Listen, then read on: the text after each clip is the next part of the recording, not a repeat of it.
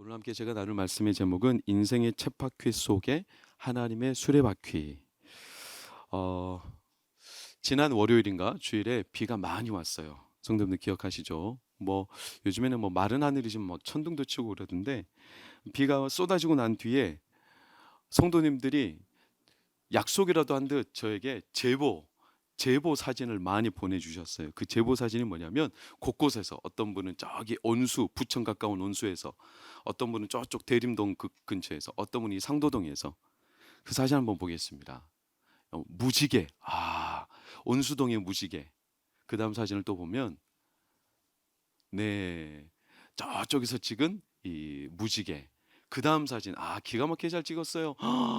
이거 마치 편집한 것처럼 상도동 하늘을 가르고, 그것도 쌍무지개가.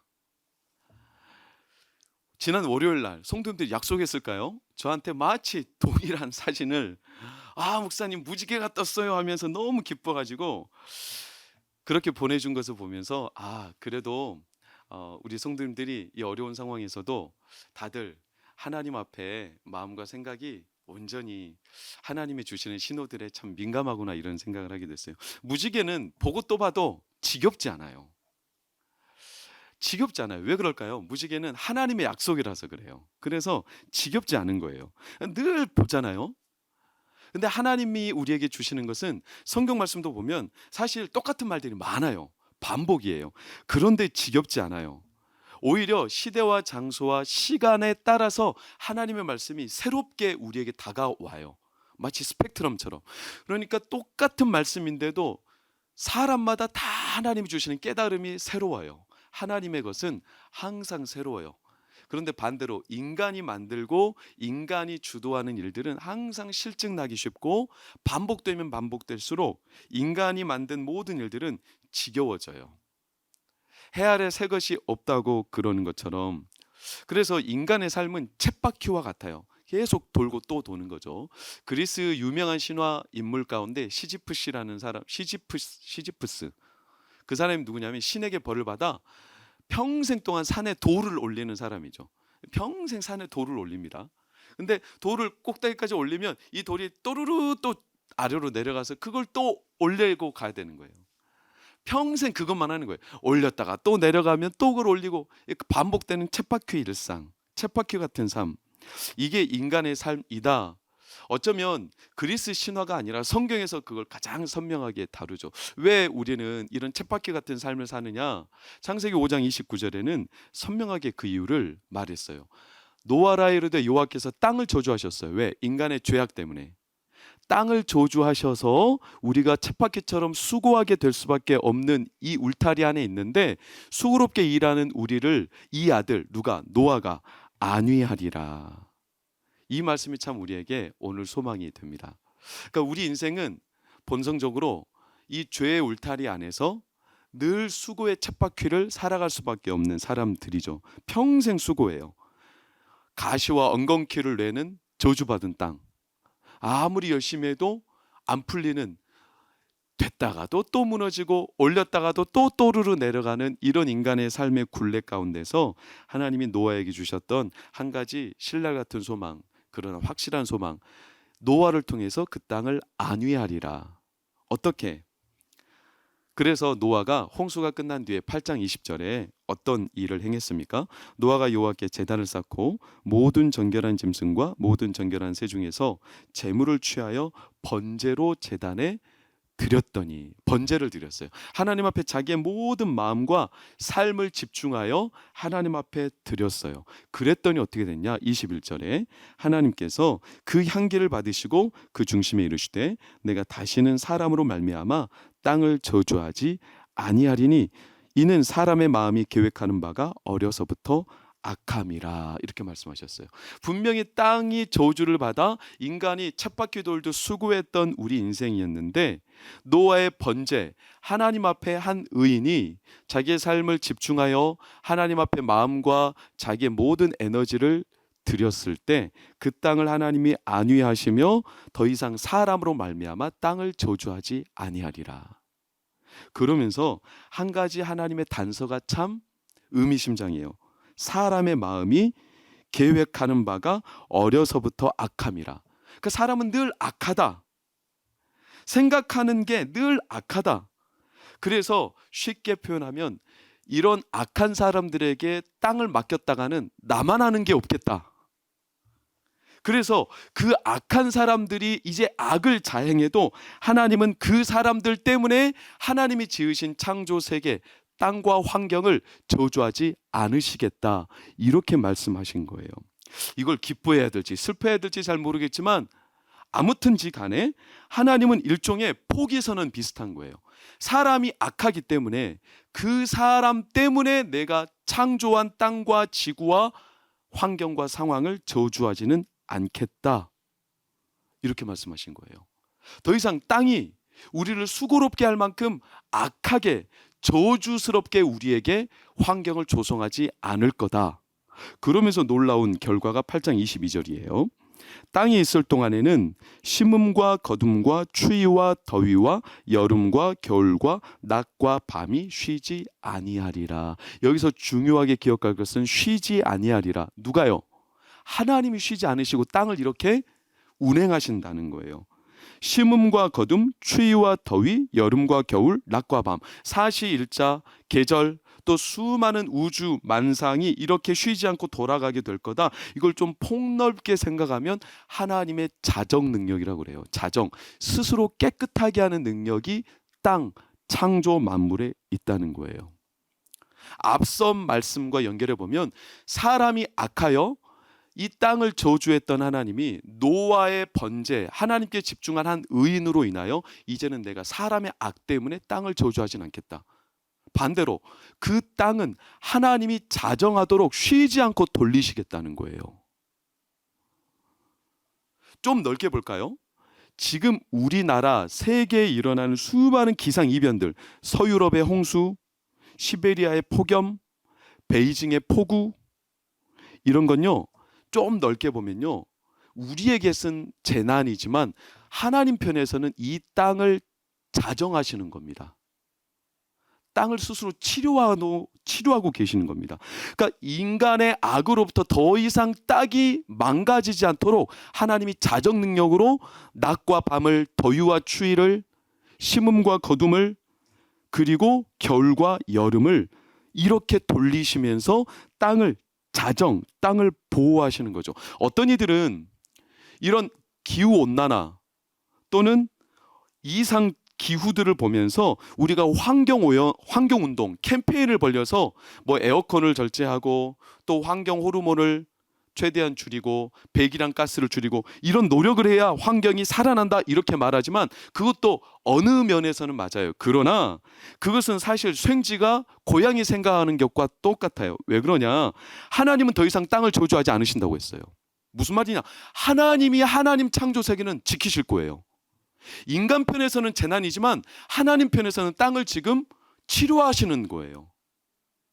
그러니 우리가 열심히 환경운동을 해서 캠페인을 벌려서 땅을 살리는 게 아니라 땅은 하나님 소관이에요. 하나님은 땅을 저주하지 않으세요. 환경을 저주하지 않으세요. 중요한 것은 우리가 땅을 걱정할 게 아니라 우리가 악에서 나와야 되는 거예요. 땅은 하나님 소관이에요. 이제는 번제를 드렸던 노아처럼 하나님께 자기 마음과 삶을 집중했던 노아처럼 이 땅을 안위하는 의인이 필요한 거죠. 좀 바꿔 말하면 우리가 해야 될 우리에게 맡겨진 진짜 유일한 사명이자 소명은 하나님께 우리의 삶을 온전히 돌아가게 만드는 겁니다. 그럼 땅은 하나님이 붙드시는 거예요. 대표적으로 레위기 26장 34절을 보세요. 너희가 원수의 땅에 살 동안 너희의 본토가 황무하대요. 본토는 황무한데 중요한 것은 그 이면을 보세요. 땅이 안식을 누린다고 하잖아요. 분명히 우리 눈에 보일 때는 땅이 황무한데 그러나 그 시기에 땅은 안식으로 회복되고 있다는 겁니다. 따라서 이제 우리는 이 세상을 보면서 환경이 너무나 악하다, 상황이 땅이 저주받았다 이렇게 생각하며 엄밀히 우리가 환경을 탓하고 땅을 탓하고 상황을 탓할 게 아니라 우리는요 우리 앞가림, 우리가 하나님 앞에 어떻게 서야 할지를 스스로가 잘 살펴보면 됩니다. 왜? 땅은 하나님이 다시는 저주하지 않으신다고 하셨어요. 그러니 우리가 하나님 앞에 온전히 서면 반드시 의인들에게 설 곳을 주십니다. 하나님의 설 곳을 주세요. 이건 너무 놀라운 하나님의 소망이에요. 이게 기독교인에게 주신 새로운 삶의 체계예요. 땅을 변화시켜 주시는 게 아니라 사람이 온전히 하나님 앞에 서면 반드시 하나님이 설 곳을 주십니다. 사람이 먼저죠. 사람이 온전히 서면 되죠. 노아처럼 번제. 그래서 하나님이 놀랍게도 이 창세기 8장 22절 쉬지 않고 일하시는 하나님이 노아와 그 아들들에게 9장 1절을 보세요. 하나님이 노아와 그 아들들에게 뭘 주셨다? 복을 주셨대요. 그들에게 이르시되 생육하고 번성하여 땅에 충만하래요. 이게 말이 좋아 복이지 비현실적인 이야기입니다. 왜요? 홍수가 끝난 직후에 지금 당장 방주에서 나온 노아 눈앞에 펼쳐진 세상은 어떤 세상인데요? 시체 더미예요. 시체가 산더미를 이루고 있어요. 냄새가 풀풀 나요. 40일 동안 비가 내렸고 무려 1년 동안 방치돼 버린 땅덩어리, 시체로 널브러진 세상이 어디를 봐도 복이 될 만한, 내가 설 곳이 어디 있겠어요? 주변에 그렇게 악취가 풍기고 저주받은 땅이, 그만큼 저주받은 땅이 없었어요. 노아 눈앞에 펼쳐진 세상이 완전히 저주 덩어리예요. 그런데 하나님이 그런 노아에게 너무 비현실적인 말씀을 하시지 않습니까? 너와 내 아들들에게 복을 주시며, 복을 주셨대요. 복을 주셨대요. 얼마나 참 말도 안 되는 상황인데 복을 주셨다. 근데 여기에 참 놀라운 하나님의 메시지가 있죠. 복이라는 게 한자로 보일시변에다가 한일자, 입구자, 밭전자를 쓰죠. 우리가 말하는 복은 눈앞에 밭이 보이고 먹을 게 보이고 이런 것들이 보이는 게 복이에요. 당장 눈에 보이는 땅이 괜찮아 보여야 복인 거죠.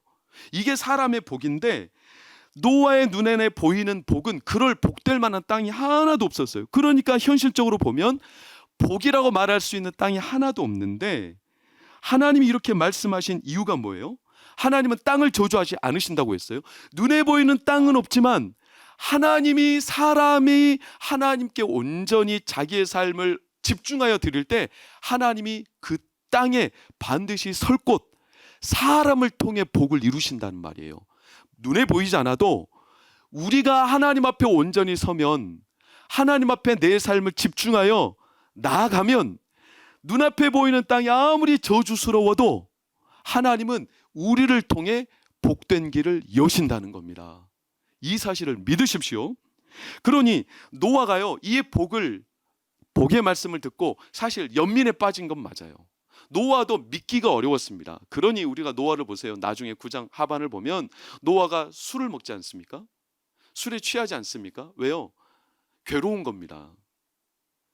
사실 좀 자기 연민도 생기는 겁니다. 이렇게 한들 뭐가 될까? 허탈감이 없었겠어요? 지금 코로나 때문에 우리가 피로가 얼마나 많이 누적됩니까? 국민들이 분노가 얼마나 많이 쌓이고 있습니까? 젊은이들이, 또 우리 다음 세대들이 얼마나 이 상황에서 갈 길이 없잖아요. 보이는 게 복된 땅이 하나도 없잖아요. 얼마나 피로가 누적되고 더 이상 소망이 없어 보이고, 그러니 시도 때도 없이 우리의 마음과 생각에 어두운 생각이 곰팡이처럼 피어나잖아요. 그 어두운 생각을 떨쳐내기가 무섭게 또 저주스러운 땅과 환경들이 우리를 덮쳐오잖아요. 그러니 사람들은 너무나 쉽게 눈에 보이는 환경을 보며 땅이 저주받았고 환경이 저주받았고 상황이 저주받았고 이제는 안 될 상황이다, 이렇게 말하는 사람들이 얼마나 많습니까? 그러니 너나 나나 할 것 없이 다 분노 바이러스에 감염된 사람처럼 이 탓하고 저 탓하고 상황 탓하고 남 탓하고, 그리고 네거티브 전략이 정치인들로부터 비롯해서 수많은 사람들에게 얼마나 많이 일어나고 있습니까? 왜요? 눈에 보이는 현실이 다 저주스러운 거예요. 안 된다는 거예요. 노아가 그 앞에 섰던 거예요. 그래서 하나님께서요, 노아에게 말씀하실 때 분명히 보이는 땅이 아니라 먼저 말씀하셨어요. 노아의 번제를 받으시고 내가 다시는 땅을 저주하지 아니하리라.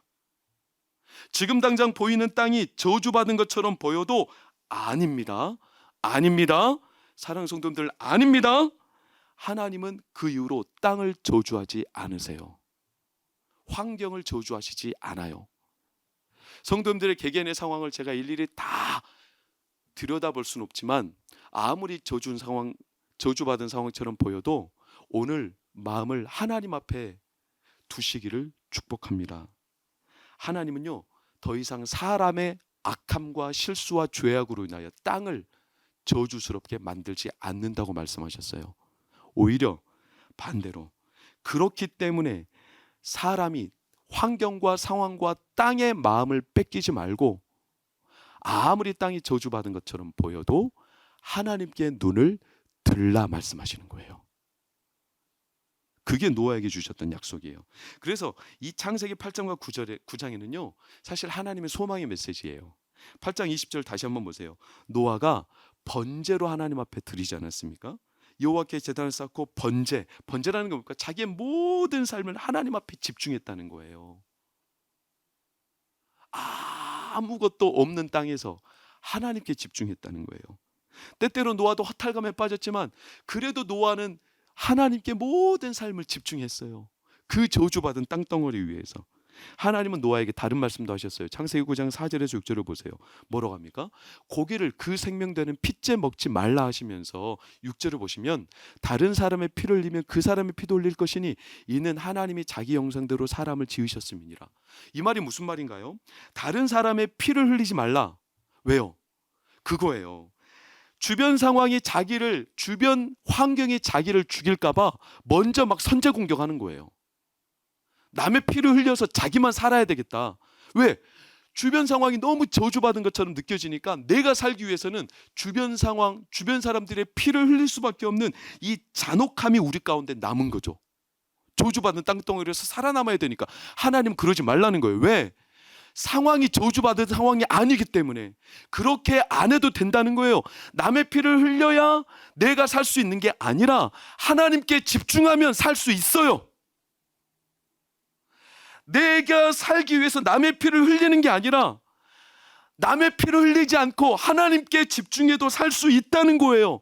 그래서 하나님은 연거푸 또 말씀하세요. 9장 11절 13절을 보세요. 뭐라고? 내가 너희와 언약을 세우리니 다시는 멸하지 아니할 거래요. 다시는. 그러면서 하나님이 13절 내가 내 무지개를 구름 속에 두었다. 이게 하나님의 언약의 징표 아닙니까?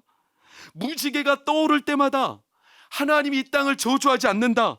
너의 상황을 저주한 게 아니다. 그러니 하나님께 눈을 들라. 하나님을 바라봐라. 그 약속을 신뢰하는 자.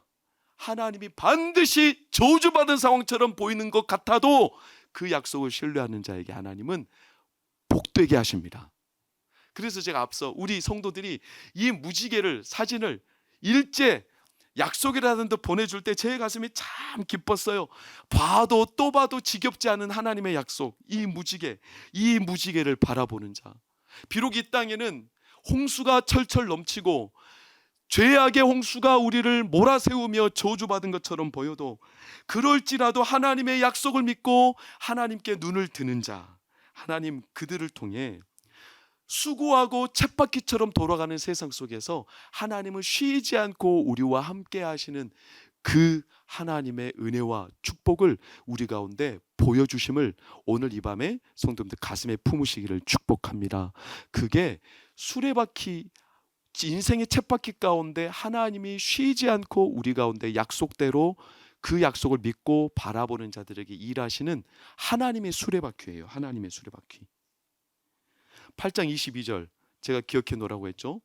쉬지 아니하리라. 하나님은 지금 쉬지 않고 계세요. 하나님의 역사의 수레바퀴는 계속되고 있어요.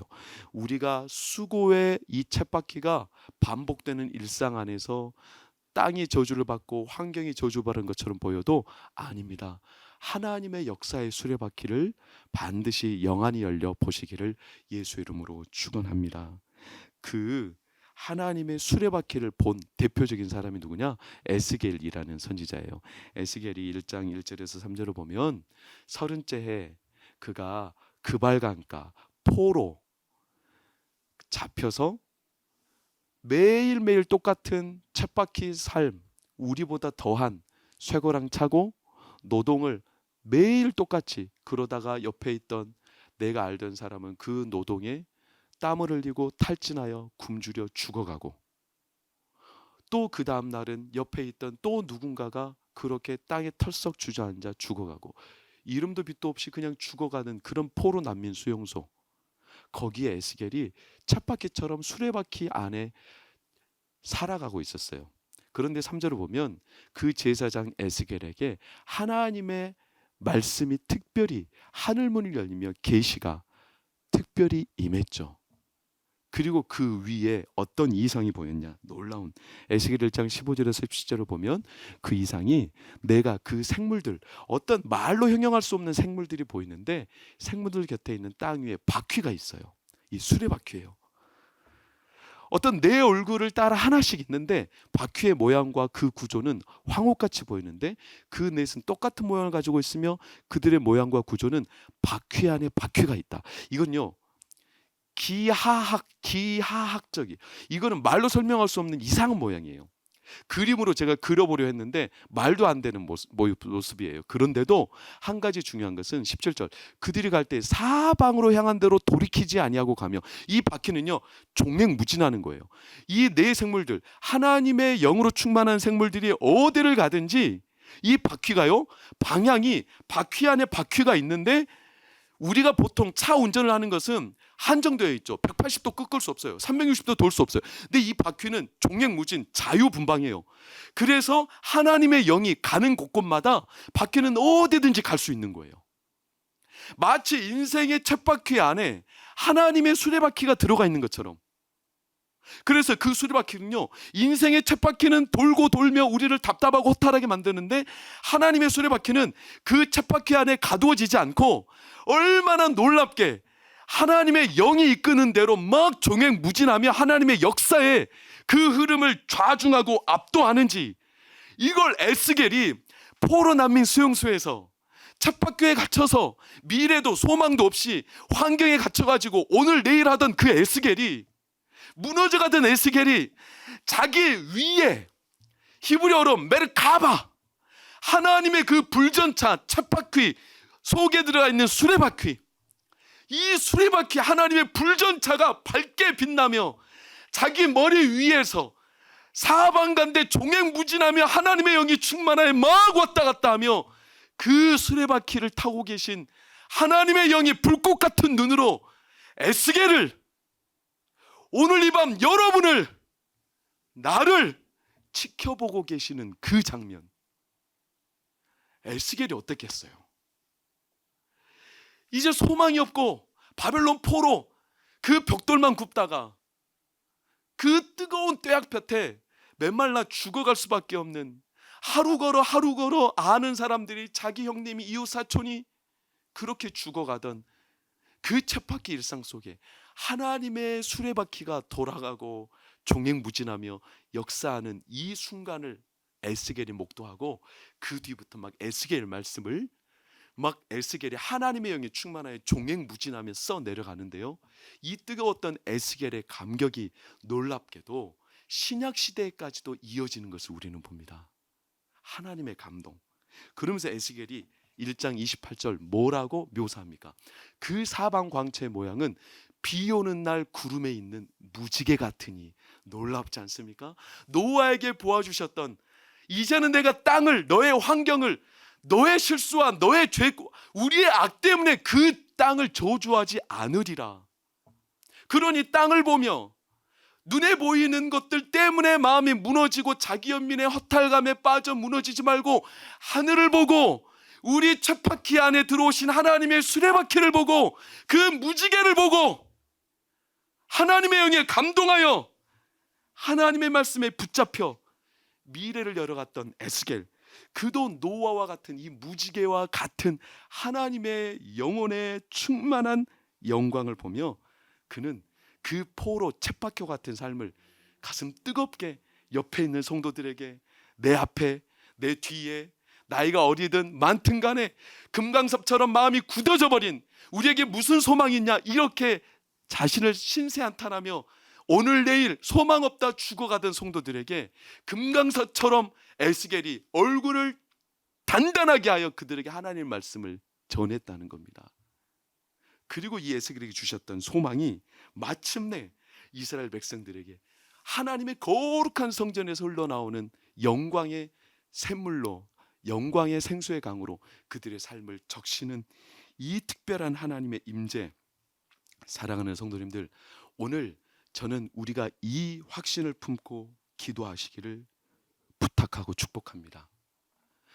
우리에게 주어진 이 모든 상황은 저주받은 게 아닙니다. 환경과 상황을 탓하고 싶은 마음이 우리 가운데 물불듯이 일어날지라도 하나님은 우리에게 환경과 땅을 저주하시지 않는다고 하셨습니다. 그것 때문에 염려하지 말라고 하셨습니다. 그러니 노아처럼 번제, 하나님 앞에 우리의 모든 삶을 집중하여 드리는, 그를 통해서 하나님의 약속을 믿고 신뢰하며 그를 통해서 하나님은 하나님의 그 약속대로 하나님은 복된 길을 열어 가십니다. 사랑하는 성도님들, 오늘 우리 이 마음 품고 기도합시다. 지난주에 제가 온유한 자, 영적 복원력, 이 복원력을 가진 이가 마태복음 5장에는 땅을 기업으로 차지한다고 하지 않습니까? 하나님의 약속을 믿고 아무리 상황이 무너져 내려도 다시 복원하여 일어서는 자, 이 사람이 바로 오늘 말씀에 등장하는 하나님의 약속을 믿고 그분 앞에 삶을 집중하는 자입니다. 그에게 오늘 놀랍게도 창세기 9장 8절에서 17절 긴 절에는요, 계속 하나님이 우리가 잊어버릴까 이렇게 말씀해요. 뭐가? 내가 너희와 언약을 세우고 내가 너희와 함께 모든 생물 사이에 언약을 세우며, 또 13절 넘어가 보세요. 내가 무지개를 구름 속에 두고 내가 구름으로 땅을 덮을 때 무지개가 구름 속에 나타나고 내가 보고 하나님이 계속 우리가 잊어버릴까 봐 너희가 뭘 하는 거, 너희가 뭘 다시 회복하고 이게 아니라 내가 하나님이 약속하신 대로, 그러니 그 약속을 우리 믿고 이 밤에 기도합시다. 그리고 하나님 앞에 우리 엎드립시다. 다른데 땅에 저주받았다 환경 탓하고 우리의 마음이 무너져 내리는 거, 이 마음 다시 다 부여잡고요, 노아처럼 그 저주받은 땅 일할지라도 하나님 앞에 번제단을 쌓읍시다. 그리고 하나님 앞에 내 삶을 집중하여 드릴 때 하나님께서 반드시 우리의 삶에 약속하신 그 복의 길을 여실 겁니다. 그리고 이 밤에 성도님들 가정과 삶을 책임지시는 은혜로 함께 하실 줄 믿습니다.